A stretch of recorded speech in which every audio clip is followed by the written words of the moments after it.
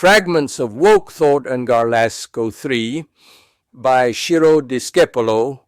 It's legitimate, I'd almost say physiological, that dozens and dozens of criticisms converge on a case like this, some of them even justified, but mixed with the core elements of woke thought in one of its degenerations, which ends up intertwined with the credo of the most prominent flat earthers.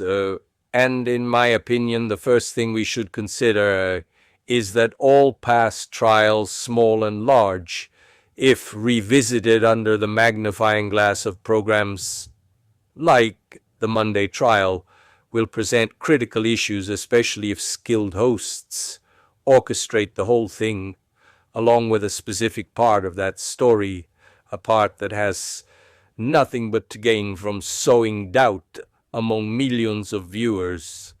This is especially true in the case of the massacre of poor Ciro Discepolo, and let's recall some key moments from this remake. 1. Let's not forget, it all began the day before Andrea Sempio's 2025 birthday. For the astrological reasons I've already described, he can be likened, according to a common thread, to the real or imaginary cases of Franz Kafka and Enzo Tortora, to choose two very representative ones. Do you remember how this remake began? A massive presence in just a few hours on major Italian crime shows of Alberto Stasi's new defense team left everyone speechless when he announced that the Pavia prosecutor's office had reinstated Andrea Sempio's case in the register of suspects, especially because the world's leading geneticist, through a new test, had determined that Sempio's DNA was present around poor Chiara's fingernails. Let's never forget the starting point. It then took several days to realize that it was almost certainly a hoax. And even if the matter hasn't been fully resolved before a judge, there are absolutely no grounds for it to be interpreted in this way. 2. Immediately afterward, another damning piece of evidence was presented: Andrea Sempio's bloody fingerprint next to the victim's body, a second hoax of stratospheric proportions, which, despite significant precedents for the multiplication of loaves and fishes, will fail miserably, especially because no one will be able to turn 6 or 7 fingerprint details into 15. But in the meantime, a good portion of the population is already crying foul, and many are wondering why waste any more time, and why instead a more fair and practical hanging in the street isn't being carried out. 3. We were assured that the garbage test would prove the presence of other murderers who, before proceeding with their dirty work, had sipped tea with the victim just minutes before the execution. Another elephantine own goal that demonstrated, if proof were still needed, that the only person present at the crime scene was the convicted Alberto Stasi. 4.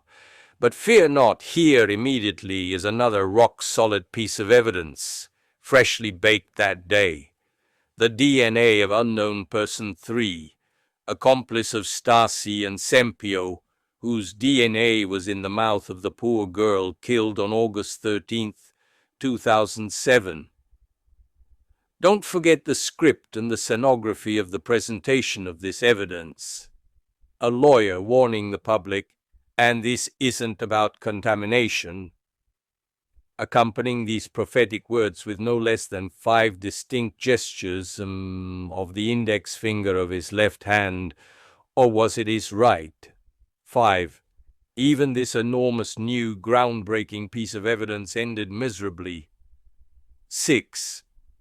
But fear not. For flat earthers, there's a huge reservoir of evidence at their disposal. It's a shame, however, that suggestions aren't proof, and asking, for example, even in this case, whether Lee Harvey Oswald was the real assassin of John Kennedy is certainly suggestive and expendable in terms of thrilling narrative, but it remains only a suggestion. 7. Still in the realm of suggestions. There was more than one assassin. And who says so? There's not a shred of evidence for that. At the crime scene in a year when drones couldn't yet be used to kill people, a single size 42 shoe print was found, not multiple footprints. 8. It's said that one person alone wasn't enough to harm poor Chiara like that. And why? Read the documents from the conviction. It's certain that the girl opened the door to someone she knew in her pajamas, and as soon as she turned her back, she received the first almost fatal blow to the back of the head. The rest is fantasy. It doesn't take hours to inflict such cruelty on a dying girl. 9. Someone points out, do you realize the ferocity involved?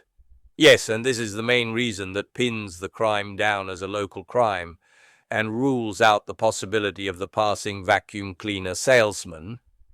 10. But everyone clearly sees the inconsistency between Stasi's account and the facts. Of course not, because as written in the conviction, the convicted man described the scene he had left, with Chiara still free of blood. Only in the following hours did the poor girl die, still bleeding and sliding down the cellar stairs. 11. If we then turn to astrology, the true Supreme Court, this tells us that the culprit is Alberto Stasi, and that Andrea Sempio has absolutely nothing to do with this matter. 12. But several errors were made in the investigation. Sure, but do we also want to say that these errors favored the convicted man? There were bloody fingerprints on the victim's pajamas, and they were rendered useless by turning her body over. Alberto Stasi told the fib that he had climbed over a 2-meter wall, and no one among the investigators attempted to verify whether this was true. The trash on Alberto Stasi's computer was accidentally emptied by the Carabinieri, but who benefited from that emptying? The black bicycle, never declared by the convicted man, was deliberately not seized, and we could go on. 13. And the Kappa twins? What do the Kappa twins have to do with this? We have a murderer and a certain innocent man. What's the point of adding alleged perpetrators to the crime scene? Anyway, for the record, as I've already written, I requested their birth certificates 2 months ago, which I received a few days ago, with great difficulty. Clearly, these 2 documents contain incorrect birth details. I'm certain these are formal errors, and that there's no conspiracy behind them. I've reported these errors to the registry office and haven't received a response. After the August bank holiday, which lasts weeks here, I'll wait for the Sant'Ambrogio long weekend and the Christmas holidays, which, as everyone knows, last over a month. Then, if they force me, I'll have to take legal action, but this will only serve to provide overwhelming and definitive proof of Paola and Stefania Kappa's innocence in the crime in question. 14. The question of Lee Harvey Oswald in the assassination of John Kennedy remains open, but that's another story. Ciro Discepolo, Milan, August 16th, 2025.